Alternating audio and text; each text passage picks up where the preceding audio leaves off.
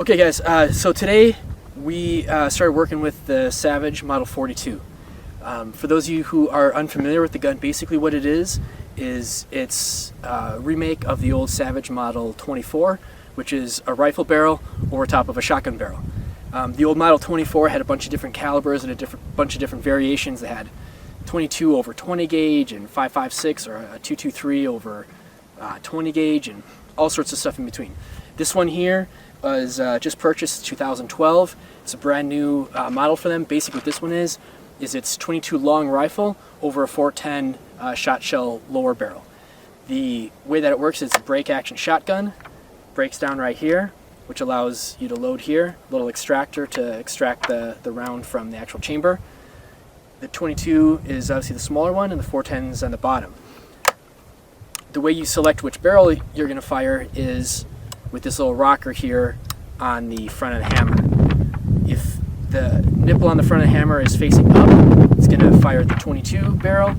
If you rock it forward, it's going to impact the firing pin on the 410 barrel. So if you want to fire the 22, bring it up, fire. If you want to reset it to shoot the other barrel, then at that point you'd have to break the gun open, empty it out, and reload the two ammunition. So basically you get two shots once that gun closes. However you want to load that 410 barrel, you can load it with birdshot, you can load it with buckshot, you can load it with slug. The top barrel, this one's chambered in 22 long rifle, and there's another version that's supposed to be coming out that's chambered in 22 Magnum. Shooting the gun today, we're going to be shooting it at 25 yards and also at 50 yards. We're going to shoot kind of the most common types of ammo in 22 and also in 410. It's been difficult to get our hands on 410 shot shells, so we're just going to go with what we have. For the 22, we're going to be shooting the Federal Bulk that everybody calls the Walmart brand. It's 525 rounds for right around like 13 bucks for 525 of them. We're also going to be shooting Remington's Golden Bullet, which is also a 36 grain hollow point. We're going to be shooting CCI Stinger, and then we're also going to be shooting the Aguila SSS subsonic 60 grain sniper bullet. So those are the different kind of bullets we're going to be shooting on the 22, just to see if anything's more accurate, if anything's less accurate. And then for the 410 shot shell, we were able to get some triple-aught buck in 2 3/4 inch and some in 3 inch. And then we got two different kind of slug ammo. So we're going to shoot all of those, see what the gun likes, if it prefers a certain load, if it doesn't prefer a certain load, and see how that 410 buckshot patterns out of this gun. It's a 20-inch cylinder choke, so there's no choke, 20-inch barrel, and it's got very rudimentary, I guess they're polymer sights here. The front sight is a front sight and a barrel band, and the rear sight's just a very simple, adjustable kind of notch sight. And that's the Savage 42.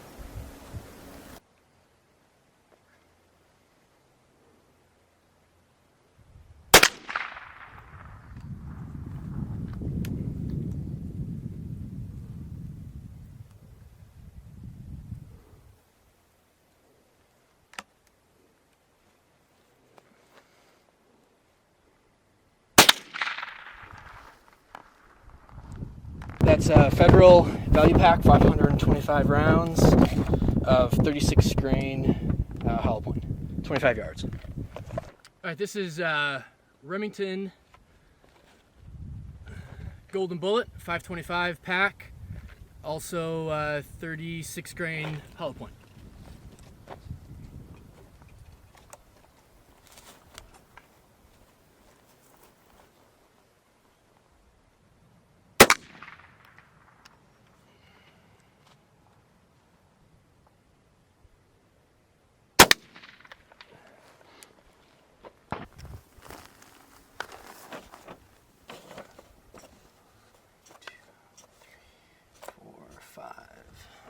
Good to go. All right, up next, everybody's favorite CCI Stinger. I'm unsure on the grain on this. It's the price tag's covering it up. So 5 rounds CCI Stinger.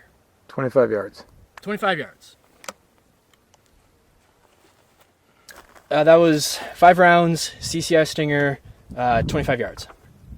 Okay, so next we're going to shoot the Aguila, whatever you call it. 22 caliber, 60 grain, SSA or SSS sniper subsonic. 5 shots, 25 yards.